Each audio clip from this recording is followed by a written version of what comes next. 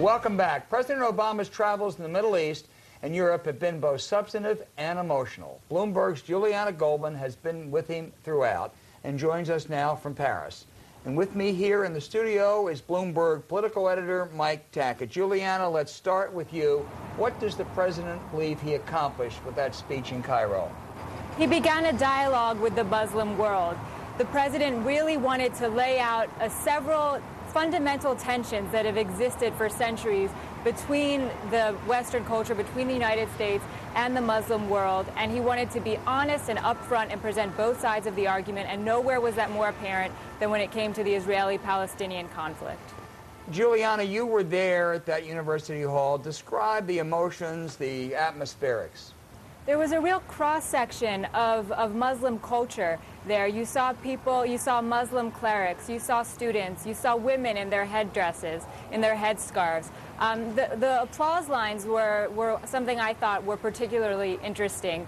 The audience tended to applaud when the president either criticized U.S. policy, criticized Israel, or when he praised the Muslim culture. There was another interesting moment when the president talked about the need to embrace democracy, and at that moment, the group of students that were in the room got up and clapped and cheered.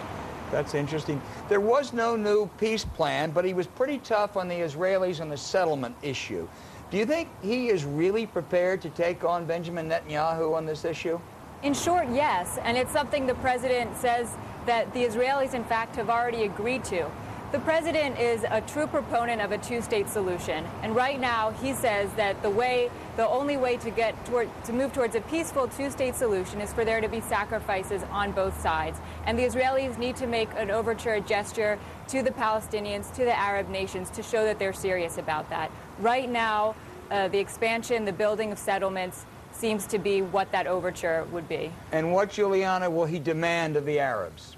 This was actually something that his advisors and the president himself were a little disappointed with, that it wasn't, in the coverage after the speech in Cairo, that this wasn't emphasized enough. The president did talk about what he wanted to see from the Arab community, but he laid it out again the next day in Germany. And so from the Palestinians, he wants to see increased security, reductions in incitement. And he also, from the Arab community as well, wants to see overtures to Israel and to see them backing the Palestinians economically and politically. Juliana, we're going to come back to you in just a minute, but Mike Tackett, both at Bloomberg and at the Chicago Tribune before, you have watched hundreds of Obama speeches.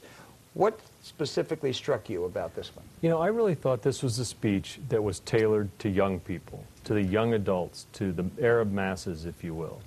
And in that sense, I think he was trying to convey a true sense of the possible. He was trying to say the old arguments no longer apply. The old arguments don't work. So in that sense, to me, it was a real change message. It was the same kind of message that he used to win an American election. Given all the competing claims here at home, picking up on Juliana's point, do you really think the president is going to invest the time and capital in that thorny Middle East peace process? I think he has no choice because there are too many interlocking interests. There are too many economic interests. There are too many geopolitical interests. And he's now planted a flag. He's now made a statement. There's no way he can retreat from it. Let's turn to domestic issues for a minute. The government this week became the majority shareholder of General Motors. What's the reaction in Congress? Well, I think the reaction is, now what do we do? Yeah. You know, a lot of them are trying to say, well, let's make sure that it's never called Government Motors. Let's try not to meddle. We'll see if Congress can really keep its hands on it. Well, you know they can't. Absolutely not. And you know why? It's because every one of these members of Congress has a dealer in their district. Right. They sponsor the Little League team. They Right. employ a lot of people, and there are going to be a lot of fights. Health care, the president has very ambitious aspirations that it has to be done by October, and their plan is driven in part by something called behavioral economics. What does that have to do with aspirin or MRI? Well, it's about really reducing costs through change behavior. That if you do something different, the cost of health care will go down. Here's one quick example. In a school cafeteria, you put the fruit and the vegetables at the front of the line, and you put the dessert at the end of the line. And maybe you create a generation of kids who don't fight obesity so much, who don't have diabetes, who don't have other costly diseases. Right. I do have this big buildup now and a lot of anticipation. There is a little bit of deja vu. 1994, again, a big buildup, health care, public clamor, something has to be done, dissatisfaction with the current system. We saw what happened back then. It just fizzled once the details came out. Why, or is this year different? Several of the people who failed back then are in charge now, like Rahm Emanuel, and they learned from their mistakes. They're going to write the bill in Congress, not in secret at the White House. They're going to try to bring business to the table, let business be a part of this process. They're going to make the case that things just cost way too much now, and they're going to make the case to the American people, this isn't about affecting your health care, it's merely about driving down the cost. Juliana, let me come back to you for a final word. This trip covered an awful lot of territory. You were in Cairo, Germany, Saudi Arabia, and France.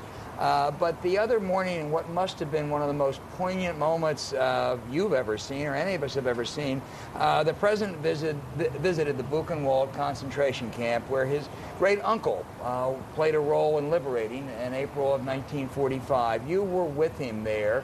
Elie Wiesel was there. Could you just describe it?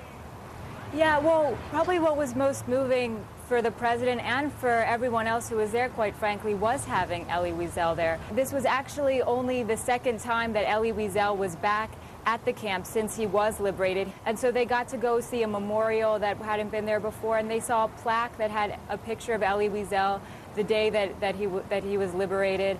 And then, you know, to see the president, Angela Merkel, Elie Wiesel, standing in front of the barbed wire underneath the clock of the watchtower that's stuck at 3:15 from the time that the camp was liberated, and to hear Elie Wiesel talk about being on the bunk and hearing his father dying. I mean, everybody there was just choked up. I don't know many that had a dry eye.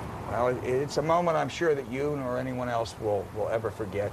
Juliana, thank you very much. I hope you get a little bit of rest. Mike Tackett, thank you.